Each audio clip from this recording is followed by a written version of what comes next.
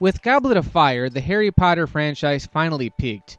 It was the most intense entry in the series, with Harry facing some of the most intense challenges in his wizarding career, and Lord Voldemort making his triumphant return after so much time was spent building him up. At the end of Goblet of Fire, Cedric Diggory is killed and Harry reveals that Lord Voldemort has returned. So this means that all hell is going to break loose and an all-out war is going to break out, right? We find out that most people simply don't believe that Voldemort has returned. This is Harry's first problem because the only witness is dead. It starts off with Harry back at the Dursleys, where Harry's fat-ass cousin Dudley gives him crap for having nightmares about Cedric's death. Don't kill Cedric! Who's Cedric? Your boyfriend? Harry tries to lash out when Dementors swoop down and attack Dudley. Harry performs the Patronus charm to get rid of them, but when Dudley walks in the door to his parents' home, naturally they think Harry's at fault. You've finally done it. You've finally driven him loopy. He gets a nasty letter from the Improper Use of Magic office, yes, that's the name of it, telling him that he's being expelled from Hogwarts pending a hearing in front of the Ministry of Magic. He then gets a visit from some old friends, Mad-Eye Moody, the real one this time, although there's no distinction between him and the fake one from the last film, Kingsley Shacklebolt, who has no real significance, Nymphadora Tonks, a shapeshifter, Don't call me Nymphadora. and Elphias Dodge, who I don't think even speaks in this film. Together they fly Harry over the cityscape of London, taking him to the hideout of the Order of the Phoenix, which was an exclusive gathering used in the old days to combat Lord Voldemort and his followers. The hideout is actually located at Sirius Black's parents' house and is where Harry is reunited with the Weasleys, Hermione, Sirius, and Professor Lupin.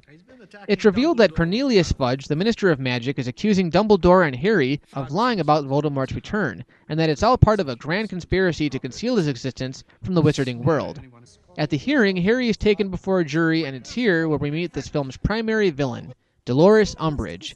Personally, I think this woman is the most vile, despicable villain of the whole series. She's a bitch. A cold-blooded, heartless bitch. There's no nicer thing to be said about her.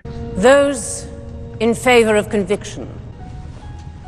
What makes it worse is how demure and innocent she comes across right before doing something real shitty to the characters.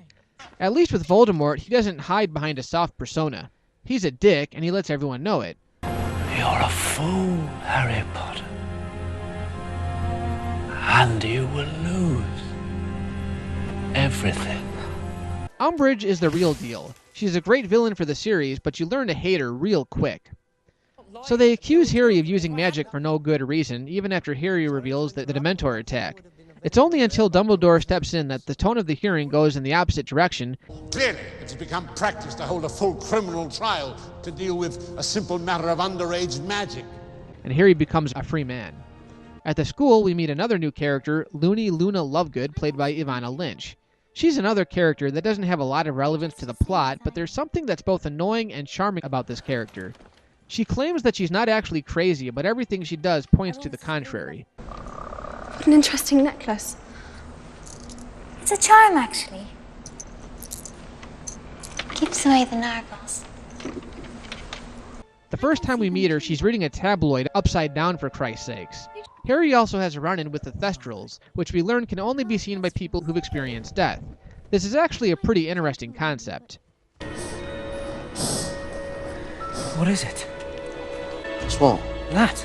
Pulling the carriage. Nothing's pulling the carriage, Harry. It's pulling itself, like always. Of course, Umbridge is the new Defense Against the Dark Arts teacher. She's the one person acting on the Ministry's behalf to shield the fact that Voldemort's come back. She even says that she wants to teach magical defense in a safe environment because they'll never have any use for it. Right in the middle of class, her and Harry argue about the legitimacy of the Dark Lord's return. Cedric Diggory's death was a tragic accident. It was murder. Voldemort killed him. You must know that. Enough!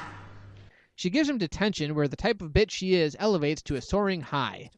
This is without a doubt one of the sickest, most twisted parts of the entire series. I was disgusted when I first read it in the novel, and I cringe whenever I see this scene. She makes Harry write lines for her. It's bad enough that she wants him to write "I must not tell lies" when he's clearly been telling the truth, but she makes him write with a quill that engraves the phrase into his skin as he writes it on parchment. This is a sick, medieval bitch that needs to get her ass thrown back into the Stone Age. And again, she is a fantastic villain. But it's disturbing that these are kids.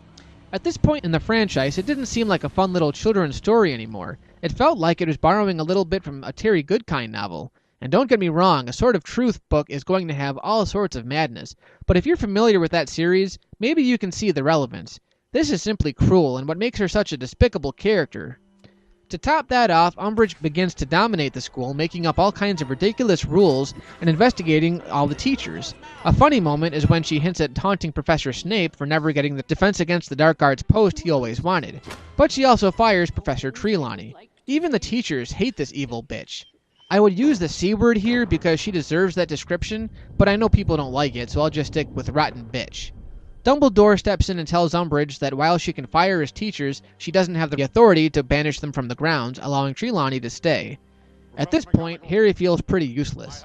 Throughout the film, he keeps trying to get Dumbledore's attention, but Dumbledore flat out ignores him. They even talk to Sirius, who just tells Harry, "Sorry, you're on your own." Then Hermione, of all people, comes up with the idea of gathering students together to form a dueling class, led by Harry, who's the only one who's actually fought against dark creatures. They decide to call it Dumbledore's Army, which doesn't really make sense. With Umbridge snooping around every corner and the chance that they might all get caught, shouldn't they call it Potter's Army? The parchment clearly says Dumbledore's Army, not Potter's. I guess they never thought it through. Neville Longbottom accidentally stumbles across a hidden room in the castle called the Room of Requirement, where they begin their lessons. Now, if you remember from the last film, Harry had a crush on a girl named Cho Chang, played by Katie Leung. It was never really developed in that film, but she was the girl Harry asked to the ball, getting turned down because she had already been asked by Cedric. Because Cedric died, Cho's become an emotional wreck, and kind of uses Harry as a shoulder to cry on. Obviously, she's feeling sad about Cedric, and therefore confused about liking Harry and guilty about kissing him. Conflicted because Umbridge is threatening to sack her mom from her job at the Ministry, and frightened of failing her OWLs because she's so busy worrying about everything else. One person couldn't feel all that. It'd explode. Just because you've got the emotional range of a teaspoon. In my opinion, this really doesn't show in the film and is one of the major things they kind of butchered. They share an on-screen kiss, but the relationship pretty much ends there. Harry also begins to have intense visions of people getting tortured, and this is where he decides not to take any more of Dumbledore's crap and approaches him about it. Oh, thank you. Next we need... Look at me! Dumbledore has Snape teach Harry the power of occlumency, or the ability to keep a wizard from probing one's mind. It seems that Snape would rather torture Harry, though, than effectively teach him. Eventually, Harry's able to use Snape's methods against him and gets a peek into Snape's past, where he finds a disturbing truth about his father. This sends Snape into a bitter rage and ends their sessions. Get out. He's not the most understanding teacher, is he? So as you'd expect, Harry's army is discovered and Dumbledore is accused. Umbridge captures Harry and actually contemplates torturing him when Hermione speaks up and tells her that they know where Dumbledore's secret weapon is. This is a pretty funny scene where they get a giant named Group to carry her away into the woods. But come on, after everything the witch has done, I would have preferred it if the centaur shot an arrow right into her black heart. The students decide to go with Harry to the Ministry of Magic to head off Voldemort and the Death Eaters after Harry has a vision of Sirius being tortured. He gets there and realizes that all this time Voldemort was looking for a prophecy. That's it. A prophecy that states none can live while the other survives. This was where the notion that Harry might actually have to die originated. Eventually, Harry and the others are aided by the Order. We meet Bellatrix Lestrange, played by a particularly sinister Helena Bonham Carter, and throughout the series we can tell that she just loves playing this part. Bellatrix is a really nasty villain, but I never felt that she had enough screen time to completely justify it. But it's this part here that really takes the cake. With a simple flick of her wand, she kills Sirius, who falls backward into a wall of death. That's it. I love this character, and to give him such a meaningless death was just a big slap in the face. And they don't even give Harry time to mourn him. This wasn't just a fault of the movie, it's written this way in the book too. I never liked how Rowling dispensed of this character. So Voldemort finally shows up to fight Dumbledore, and there's this big magic spectacle where glass just shatters everywhere. Voldemort escapes when he realizes that again, he's trying to enter Harry's mind. This time Harry fights him off and everything is back to normal. Order of the Phoenix is definitely more character-driven than action-oriented, which I felt was a good balance in the last one. But the thing that hinders it the most is most of the characters we've come to know and love took a back seat here.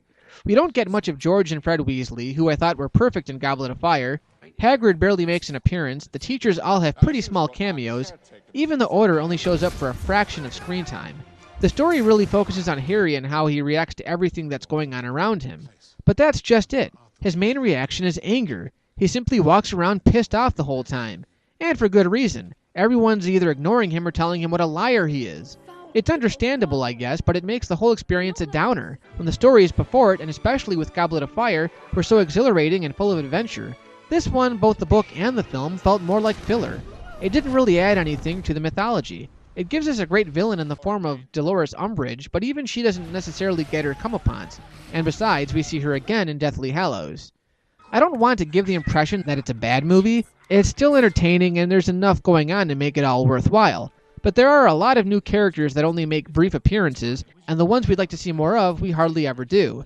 It's good to see the characters grow as they get older, as they should. But this one felt too depressing, it took itself too seriously, and at the end of the day, there's not a lot of excitement.